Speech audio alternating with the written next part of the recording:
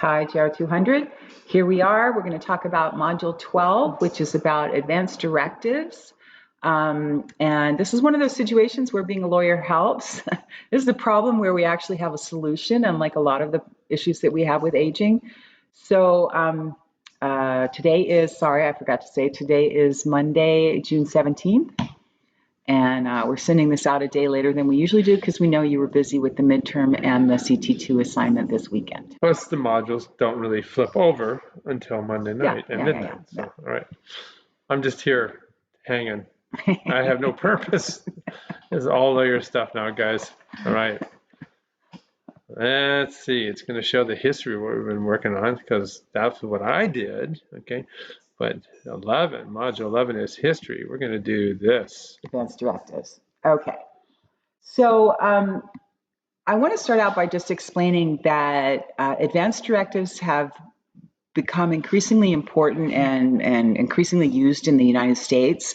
A lot of other countries haven't really started using advanced directives yet. We are seeing some use in South Korea, and in a few other countries where they're starting to think about, hey, end-of-life issues, we have an aging population, we need to really be prepared for making health decisions for older people if they're not able to make their own decisions. Now, one of the things that's different in the US than in other countries, particularly in Asian countries, is that in the US, we value the independence and the autonomy of the older person. They're allowed to make their own decisions and legally are required to get all the information that they need to have to make healthcare decisions from their doctors.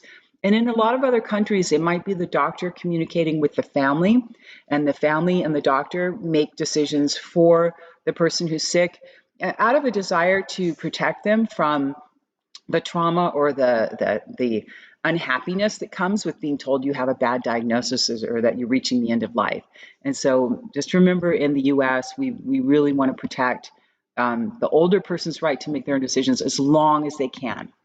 But the reality is that at the end of life, many of us reach the point where we're not able, either because we're unconscious, we have dementia, a variety of things that can happen. Our health gets to the point where we don't have the capacity to make decisions. So that's when an advanced directive comes into play. These are legal documents that say what you want to have happen, either at the end of life or if you're not able to make decisions yourself. So we've included this reading from the National Institute on Aging. It's a really kind of high-level discussion of the basics surrounding advanced care planning. And you can go ahead and open it up if you want. Okay, now you got to click. Good. Good. Okay, yeah, it's tiny. I told you I was useful. Not that tiny. It's very tiny on my end. Okay, now it's big. Why is that always said about? Oh. Okay. Okay. So anyway, the things that you need to think about in terms of advanced care planning, particularly decisions that are made at the end of your life, is what do you want to have happen? How intensive do you want the medical interventions to be? Do you want to have CPR if your heart stops? There's this kind of fantasy on TV that every time they do CPR on TV, the person wakes up and is fine. The reality is that if you have a terminal illness and you're over 75, CPR has a very small percentage chance of working. I always tell my students when I teach about this, hey, if one of you goes down in my classroom and you're 20 years old and you're healthy, we're going to jump in and do CPR because your chances of coming out of this situation and doing well are really, really good. But, if I'm in a nursing home and the average patient is 85 and with serious, significant health problems, CPR might not be the best choice for them. So that's a conversation that each patient needs to have with their doctors about when CPR is going to help and when it's probably not going to work. Do you want to be on a ventilator, a machine that helps you breathe artificially? Before the pandemic, a lot of us said, oh, heck no, I don't want to be on a ventilator. I don't want to be kept alive by a machine. However, what we found out in the early days of COVID is that sometimes people did get really ill, people who were, relatively young, and went on a ventilator, got intensive treatment, were weaned off the ventilator, and walked out of the hospital and went on to live, happy lives. So I think probably more people now than 5 years ago would say, it's okay to put me on a ventilator for a trial period, but not long term. I don't want to be on a ventilator for months and months, maybe for a couple weeks. Do I want artificial nutrition hydration? We dealt with that with my dad. Yeah, so if you are at the end of life, artificial nutrition and hydration can prolong your life beyond what might be desirable. And it can also create problems. When John's mother was in hospice care, the nurse told us, don't give her liquids because the liquids will just pool in her lungs and make it really difficult for her to breathe. So it will increase her suffering, not make her more comfortable. So that's something to think about. But there's a lot of situations where someone might need artificial nutrition hydration. That person with COVID that's in the ICU, that's on a ventilator. People who have GI issues might have artificial nutrition hydration and walk around and live full lives for many, many, many years. And so that's just something that, again, you talk to your doctor. Is this something that's going to be helpful? Do I want it for a trial period? Is this something that would work with my particular condition and my particular factors? Do you want comfort care? A lot of people would say yes. So do you want pain meds? Do you want help breathing? Do you want meds for anxiety? Especially for people that are going through end-of-life issues, these are very commonly prescribed medications in hospice care. But I know people who have a history or a background of alcohol or drug addiction that are very, very wary about taking any kind of opioids or any kind of pain meds that could be addictive. And so those people might say, no, I don't want those. And they put that in their care plan. So anyway, something to think about. It's going to be unique to every individual. I like to talk about hospice care versus palliative care. Hospice care is care that is supposed to help you at the end of life. In the US, to be qualified for hospice care, you need to be terminal within 6 months. And the effect of being placed into hospice care is that you stop treatment for your underlying disease. So if you have cancer, you're going to stop your cancer treatment. If you have Parkinson's, you're going to stop your Parkinson's treatment. And so the focus would then change to making you comfortable and helping you with those end-of-life symptoms that can happen. So agitation, difficulty breathing, sometimes pain. So the focus shifts from treating your illness and trying to get you better or prolong your life to just making what life you have comfortable. And research has actually shown that patients who go into hospice live longer and have a better quality life than patients who do not. Unfortunately, in the US, because I think there is this sort of negative connotation of hospice care, and there's some fear, I think, among doctors that they don't want to discuss it with the patients because it's maybe seen as giving up. So the average time that patients spend in hospice care is maybe a week, maybe 10 or 11 days. And it could be a lot longer. So I think we're overlooking the benefit of hospice care in the U.S. and we need to do a lot more education and outreach to various communities to let them know that hospice care is a really valuable, helpful thing. John's mom was in hospice care at the end of her life. My aunt was in hospice care at the end of her life, and we found that it was really, really helpful for the patient and for the family. It's kind of a tough thing. The hospice nurse will say, "Hey, we can up the opioids," and you have to wrap your head around what you're doing. So in terms of palliative care can be a way of helping a patient be comfortable for many, many years. So let's say you have a chronic disease. Maybe you have arthritis. Maybe you have Parkinson's disease. Maybe you have metastatic breast cancer. And you may have a life expectancy that's 10 years or longer, but you have some symptoms and side effects of drugs and symptoms of your underlying condition that make you uncomfortable. So palliative care is similar to hospice care, but it's not limited to people who are at the end of life. And it's, again, designed to help you feel comfortable, to help alleviate those symptoms that cause problems. It's supposed to help you be as comfortable and as happy, and functional as possible. So sometimes when a doctor suggests palliative care to patients, don't freak out. They freak out because they're like, oh, are you telling me that I'm dying? You're telling me that I'm terminal. No, I'm just telling you that there are medical interventions available that can make you more comfortable and improve your quality of life. Kind of frees them up a little bit to do more for you. So. Yeah. So think about what you want. Do you want CPR? Do you want to be on a ventilator? Do you want artificial nutrition, hydration? And then talk to your loved ones, whether it's your family members or your friends or your neighbor or whoever would be a good decision maker or a person who can enforce these wishes for you. And then you can put it into one of two documents. One is a pretty simple document that's a living will that you give to your doctor, and the living will just describes what you want to have happen at the end of life. So it's a more narrow document. I, as a lawyer, like a durable power of attorney for healthcare because that covers a lot more situations. So not just end of life, but what if I develop dementia and I can't make decisions about going to the dentist or getting glasses or getting physical therapy or something like that. Some pretty low stakes decisions that still need to be made, but I don't have the capacity. So I like durable power of attorney for healthcare. There's free forms online. You don't need an attorney to do this. And every person who's over the age of 18 should have a living will or a durable power of attorney for healthcare. So don't wait, get it done. And then there's some other documents that we'll talk about, like do not resuscitate orders and POLST orders, physician's orders for life-sustaining treatment. Okay, so remember, living will is basically a letter to your doctor saying, if I'm brought into the hospital and I'm unconscious and I can't make my own decisions and I'm dying, I don't want to have CPR, I don't want to be on a ventilator, or I do, depending on your situation. Because if you don't have that, they will keep you alive. And then, you know what? Remember those out-of-pocket expenses?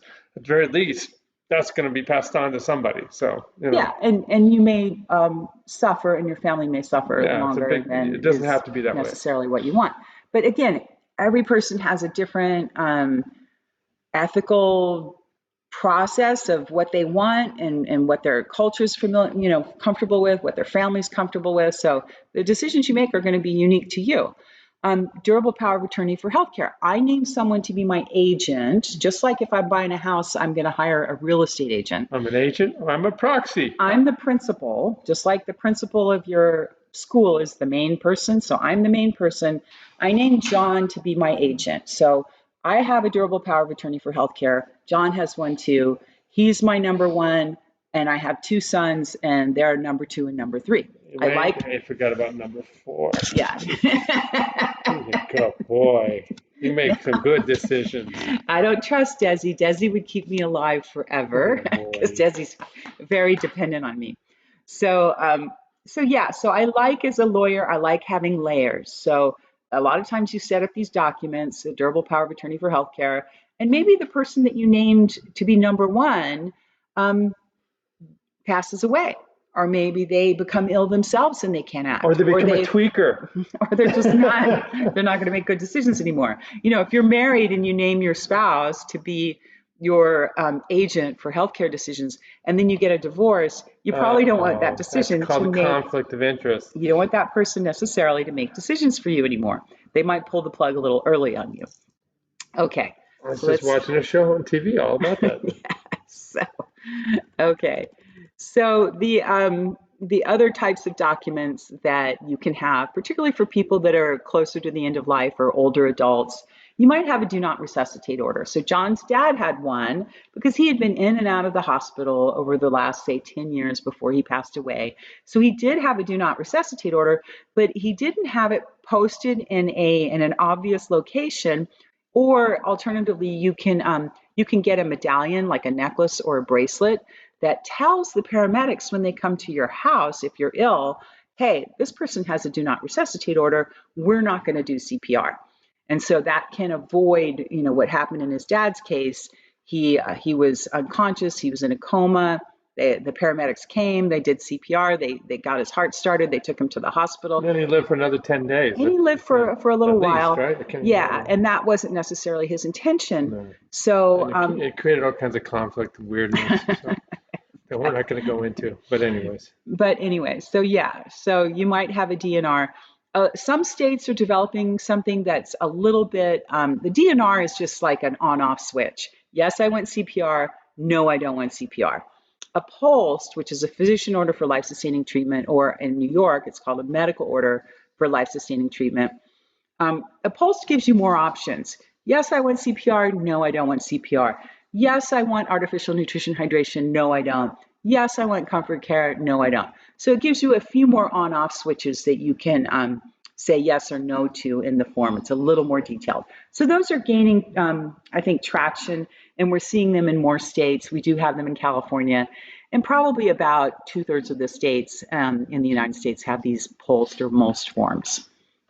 So once you have a living will or an advance directive, you want to make sure that, first of all, you want to make sure that you have given copies to the right people. So what I've done, we have online patient portals, and John went to UCI for shoulder surgery.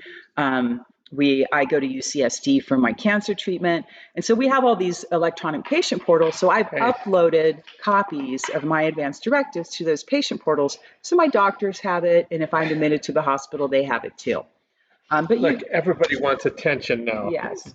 Now it's the female dog. And wait, where's the other one? Hey, he's right down there. Stop it. Come here. Wow, here's evidence. There's. Okay. So they're disturbed by all this gloomy talk of death and dying and sickness, but it's a reality even for dogs. So when John's mom was towards the end of her life, we kept a copy of her advance directive in the car, so that if we were driving around town, and we suddenly got a call to come see her in the hospital, we'd have it with us if the doctor needed it. It's less of an issue when she was 95 when she passed away. It's less of an issue at that point. The doctor's probably going to listen to the family and make decisions with the family. But if someone's 20, 30, 40, 50 years old and they become seriously ill and they're in the hospital, the doctor's going to have some concerns about ending treatment or allowing the person to pass away, unless they have some good information that this is what the person would have wanted if they could have made their own decisions. So who do you pick to be your agent?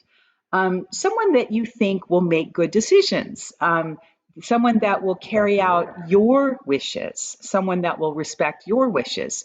And I always tell people you should revisit these documents, say every 5 years or so, because things change over time. The person that was your best friend 5 years ago may not be your best friend, now. If you move to a different state, if you get married or divorced, if you have children, so any major life changes, you should consider updating these documents. And we certainly did. During the pandemic, I got all fired up because I was like, oh man, people are dropping like flies. We need to be ready.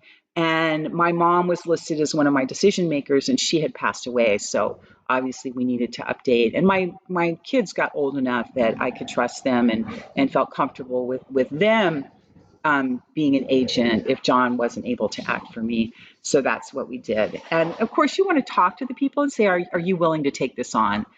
Is this something that you think you could do? And some people might say, no, I'm not comfortable with it.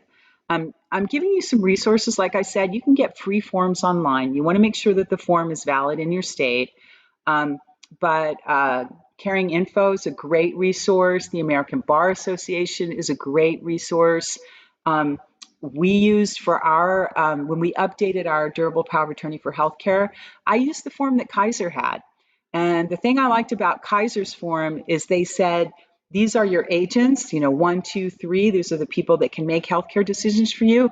And because I have a complicated family, I'm sorry. Okay. I have some siblings that may not necessarily have my best interests at heart. So I was able to write down, these are the people I don't want to make decisions for me, just in case, they show up at the hospital with a syringe full of cyanide or something like that. Okay, so make sure you have the document, make sure you follow the requirements of your state. They might have to be signed with witnesses, they might have to be notarized. In California, a notary is easy to get. You go to a bank, you go to a UPS store, they will generally charge $10 for a signature. So it's pretty easy and quick to do. Are you going over the discussion now? No, so the last thing, we have some little graphics. All right, we'll go back to that. Okay, sorry. All right. Alrighty, so the last thing, just to re-emphasize that in the US, we have this freedom to decide for ourselves, this concept that we're gonna let older people decide what to do with their treatment as long as they can. And this really permeates through our whole society. So there's a whole body of law about people with mental health issues and autonomy for them to make decisions for themselves, older people having the autonomy to make decisions for themselves. You know, even children and teenagers, you know, of course, there's a kind of a shift when someone's under 18, they're considered to, you know, to have less autonomy. So we have this respect for the person, respect for their privacy, respect for their ability to make decisions, and the desire to allow them to make decisions as long as they're capable of doing that. Okay, now we can go to the discussions. So the discussion is about cultural diversity in aging and caring for older people. And I think this is such an important issue, especially in the United States, but I think it's an important issue no matter where you're from.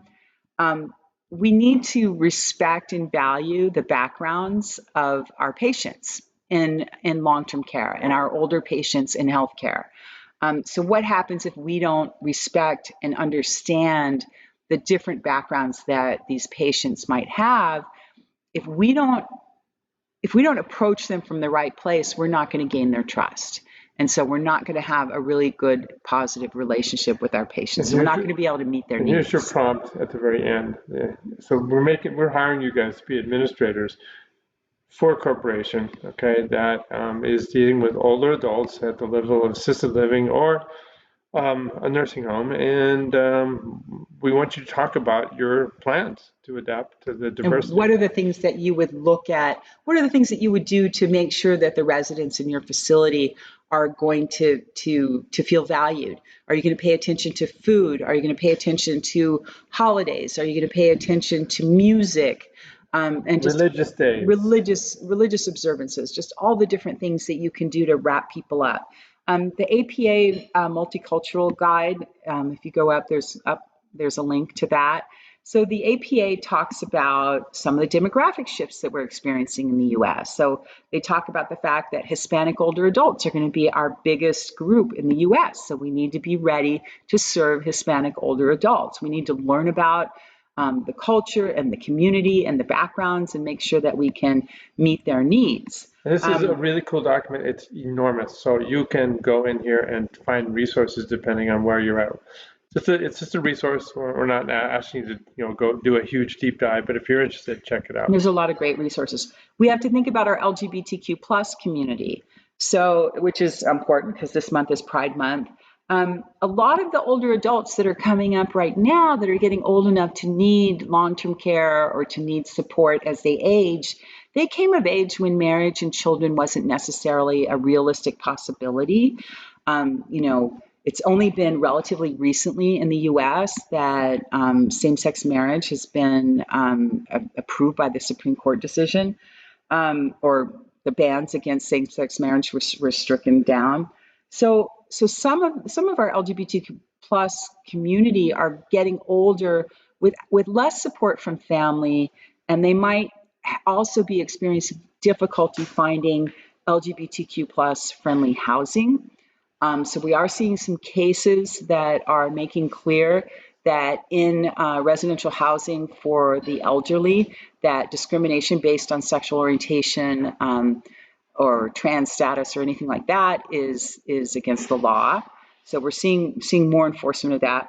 We need to think about our Black community. So another big community in the US that we know that our Black Americans are dealing with higher Alzheimer's rates, they're dealing with higher cancer death rates, and may have some lack of trust for healthcare professionals because of a long history in the US of unfair treatment and things like the Tuskegee syphilis experiment. So we've got to be able to build a bridge of trust with people, whatever community they're in, and respect and appreciate, what they bring to the table so that we can help these people be happy in long-term care, in senior living communities and things like that. The best thing we could have is people that are of these communities to take on power positions. And, then you see somebody that is like you, and then you're going to believe that they have your best interests in mind. So,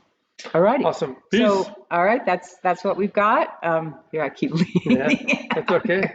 That's all good. And this week is Juneteenth, so happy Juneteenth to everybody who is celebrating. Very cool.